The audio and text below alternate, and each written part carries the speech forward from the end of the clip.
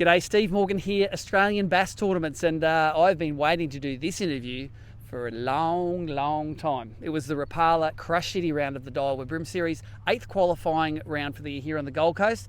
Steve, the Wizard Wilson, you've been fishing ABT for how long? I think 23 years this year. Like basically since we started. How many events have you won? I haven't won any. No? Oh, one now. One, exactly, one.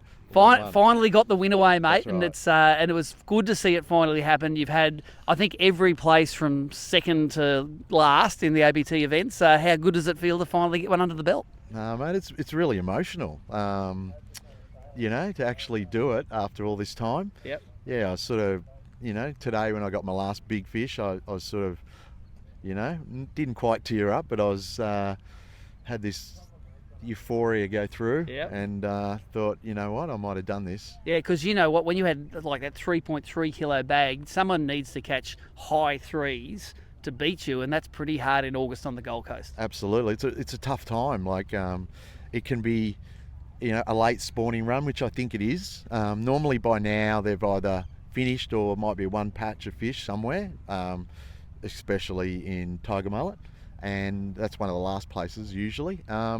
But there is still some hanging on. Tell us about how the bream work through this joint. The Gold Coast is a massive arena. We've got the Nerang River, the Coomera, heaps of canals.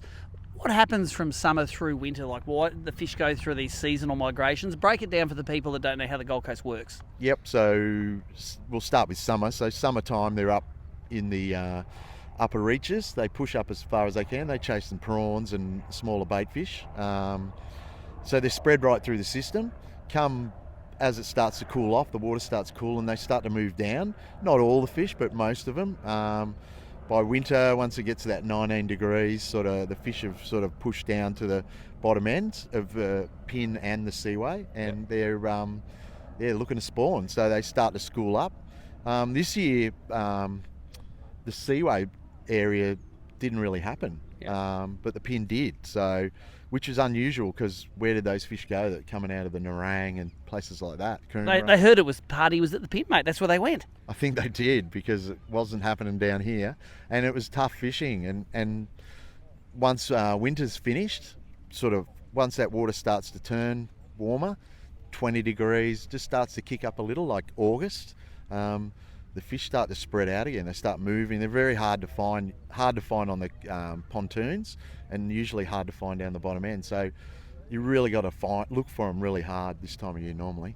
So take us through that. You fished the pin for this weekend. So maybe a couple of weeks' time, you mightn't have had a win here. Like the timing was like right on the head. It was too hard in the river to catch big bags, but the pin was still hanging on. Yeah. I think it's a week away from the fish moving back up into the Logan and the Coomera and just back up in the back edges. So, yeah. Take us through your couple of days. You said you had some electric motor problems on the practice day, which means you did a lot of sounding. That was probably a good thing because you laid off your fish. I did. I laid off the fish and I found fish. I spent a lot of time on my sounder, side scan and down scan, and just looking around in that 5 to 6 meters. That seems to be the key depth for the spawning fish. So I key into that sort of depth, and then I just look. I remember one stage I went straight past you, just slowly idling against the current, just for another couple of 100 meters, and I found fish like you said you've seen them, and I could see them scattered all over the place in that area. But then I found some other schools that were tightly packed, and so that was my day on Friday, and I had to borrow my cousin's thanks Dan for the lend of the electric, and I plugged that back in and we were away to go on the comp.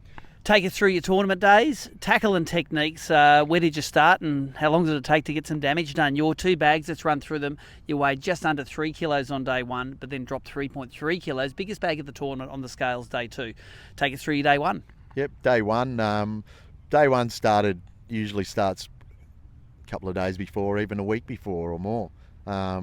I had to think about all the big fish that I lose. Like, you only get a few chances at really good fish. So I decided this year that I would fish a bit heavier than normal, heavier in the reels. And that's a big bream. That's, was it 3,000 size reel? 3,000 size reel, 10-pound braid, 8-pound leader. It's a 2 to 6 kilo rod. It's an Abu Salty Stage KRX. Really nice rod, plenty of really light tip, plenty of power. So I just needed to sink those hooks into those harder jaws and inside their mouth, and I had a good think about it, and I thought that's where I'll go, and I didn't really lose any big fish today, over the weekend. Tell us about the bait you were throwing. You've got a reasonably heavy jig head there. What weight is that jig head? Yeah, the jig head's a number 1 hook, and it's a 1/8. Yep. And that is that the swamp gas shrimp on there? The swamp gas shrimp. Yep. And as people can see, it's it's the most natural shrimp that they make in the Gulp range, and it works for me. But this weekend, first day, I was using minnows, because over the last few months there's been a lot of bait fish coming in the seaway, but minnows definitely dropped away the bait fish, but minnows yesterday, and that got most of my fish. But today it was a bit of a mix, but the swamp gas was what pulled all my better fish today. Take us through fishing that 5-6 metres of water, which is 15 to 20 foot in the old scale. How do you fish them? Do you fish aggressively, passively? How do you trigger those fish to bite? It depends on the mood of the fish. So one of the things you got to work out is what mood they're in. So yesterday when we first pulled up, what was it, about 7:25, 7:30, there was an actual bite time at 7:30 to 9:30, and the fish were on as soon as we got there. So we've thrown deep and to the edge, but because this weekend the tides are really small, so the run's not that great. So basically it was just casting up current, letting it sink, and just giving it little hops, and just letting it sit for a sec, giving it a little hop, and they were just clunking it. They weren't grabbing it and running, they were just a clunk, and you knew it was a good fish. Like they were eating it? Yep. They're sitting there having a feed. Tell us, how many fish a day did you catch? Were you targeting big fish and only caught 6 or 8 a day, or were you just ploughing through the numbers to get to the big ones? No, I wasn't ploughing through the numbers, so probably average 10 to 15 fish a day. Yeah. That's pretty good for some of the guys here would kill for that. Yeah, well, you can, on a spawning run, normally in winter you can get big cricket score numbers if you really get into it. So, it wasn't too bad. Take us through that bag you caught today, that 3.3 kilos. What sort of spread of fish is that in fork lengths? That's like 30 to 33 sort of? Bigger? Well, it's funny because you said 26 to the tip, so I was measuring everything to the tip. So I sort of went tip-wise. So my biggest fish today went 39.5 to the tip. Yep, which is about a kegger nearly in the old, about 36 forker. But they seemed a little bit, they weren't like in big condition. They were a little bit sort of thin. They were just spawned out, I think. They were just spawned out. So they were still heavy set fish, but they weren't quite as heavy, probably about 50 to 100 grams less than they normally would. So down to 31. I think 31 to the tip was my smallest fish all weekend that I weighed in. There you go. So, and you had some great non-boaters in the back of your boat. Was it Jordan Armstrong you had today? No, Jordan was the first day. Jordan the first day. Is he not the world's happiest non-boater? Oh, mate, he was over the moon. He was having a ball, absolute ball. Even, there was some betos fishing in exactly where I wanted to fish in the second spot yesterday. So as we were drifting towards him, we hooked about 4 flatties, and he's yelled out to them, "Hey boys, look at all the flatties we're catching." And they were really excited. Yeah, and they moved and up. we're thinking, no, they didn't. They go, "Oh no, we're happy with the brim." And we like, So you nearly bait and switched them. Nearly switched them.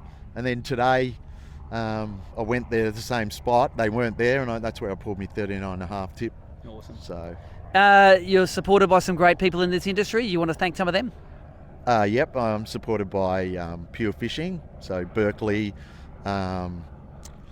Abu, and and also Lawrence and Simrad. Yep. So that's what you did all your sounding with on the first day. Absolutely. First day I sounded around, and a lot of people, as we're finding now in the last few years, and with the active target, the live target stuff, and all that we're seeing brim like we've never seen them before. So, I've always used my sounder for brim. And a lot of times you go, are they brim? Drop in, yep, they're brim. Yep. So you can easily use a sounder to find these fish. So, Yeah, and my finance minister, Donna, my wife. Has she already got the cheque? She's got the cheque, mate. She's got the cheque. So Would you ever see that again? it'll be tough. It'll be tough. Small price to pay for all the fishing you do, mate. That's right. That's right. All right, well, there you go. It only took him 23 years to get it done, but he has done it. Steve Wilson, champion of the Rapala Crush City round of the Daiwa BREAM Series here on the Gold Coast. Next time we see you all is the grand final, which is down at Port Stephens. You know you've qualified for that now, instantly. I know, I instantly qualified. I knew that. How do you like fishing in Port Stephens? Well, I actually enjoy Port Stephens. I reckon it's a great fishery. Don't think there's going to be spawning around there.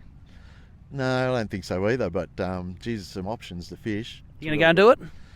I don't think I can. You got $3,000 to help find it. I know, but Donna's booked a cruise. It's her birthday. All right. Well, Pete. While Steve is wearing his pineapple shirt on a cruise, we're all going to be down at the grand final catching him, mate. Congratulations! It took a long time in the making, but he's done it. Our champion, Steve Wilson. Thank you.